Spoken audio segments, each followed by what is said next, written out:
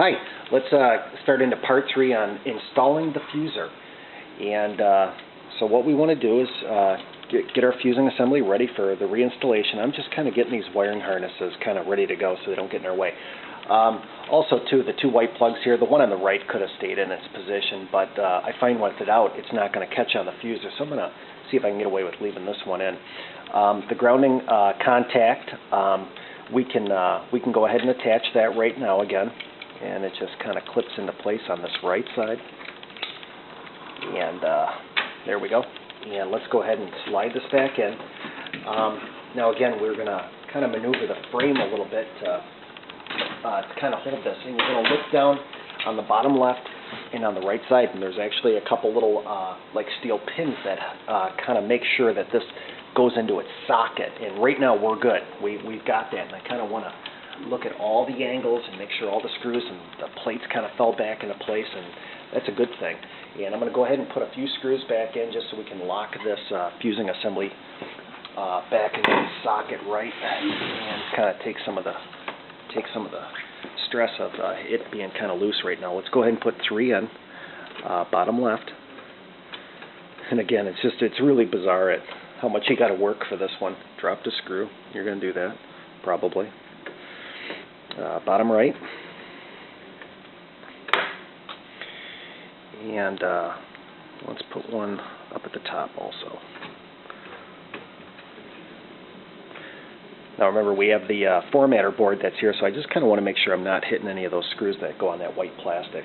It's possible. I don't think I did though. Okay, now on this side where the fan is, and let's go ahead and get some of these screws back in. Again, let's get the one below the shaft right here.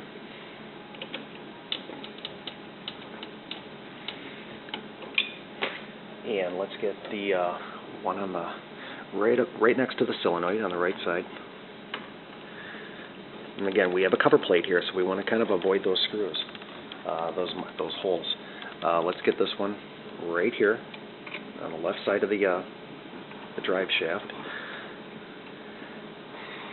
And we also have that black one that went on the right side down at the bottom, right here. And I believe that's it. That's our 4. Kind of get these wiring harnesses now, kind of tuck them back into their like little paths and channels. And we can go ahead and put the drive gear back on now. It's directional, so just kind of turn it until it goes into its socket. And let's go ahead and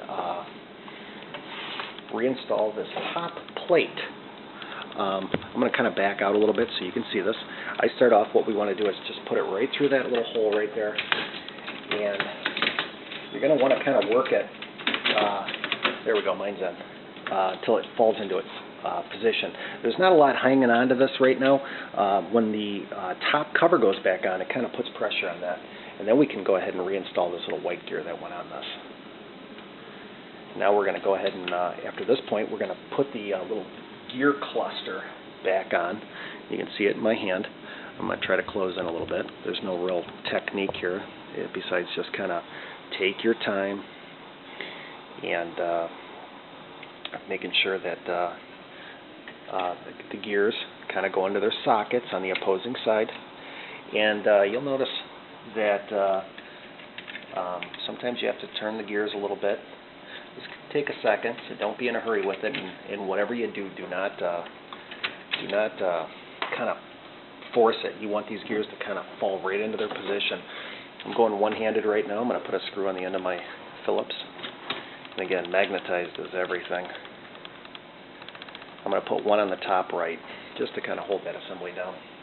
Yeah, you really don't want these gears to be off. You want them to kind of, and you want to make sure the little solenoid, you know, is not twisted, or you can look down in there, and get a good visual. Okay, got one screw in. Let's put the other one in, and we're almost ready to put the fan back on. And then we'll start challenging these wiring harnesses. Okay, fan, go right back on. 2 screws.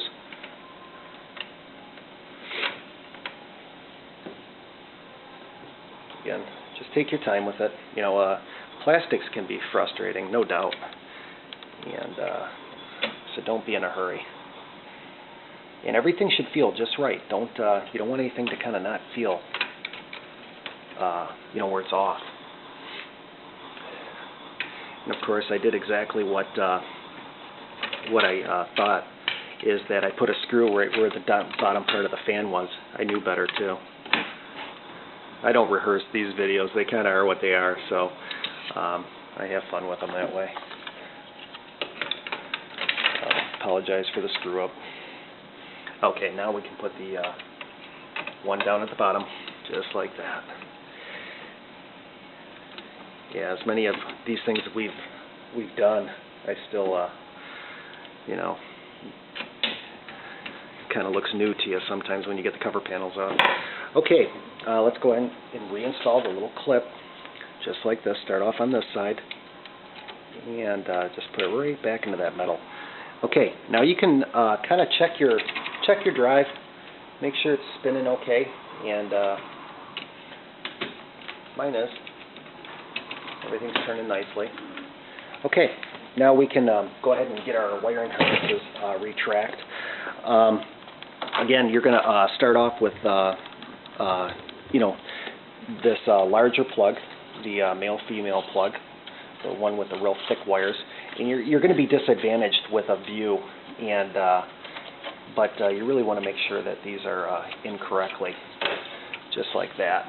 And we can go ahead right now and reinstall the little plate. Remember, start off from the right side and then just push it to the left, just like that. Now we can track these wiring harnesses. I'm going to go ahead and stop this video. I'm going to allow you to put your wiring harnesses back in, as I'm also going to do the same thing. Typically with these boards with HP, is that the pin connectors will really only allow you to put it in only that male-female clip. So let's go ahead and get these wiring harnesses back in. I'm going to do the same, and then we'll start the cover plates back on.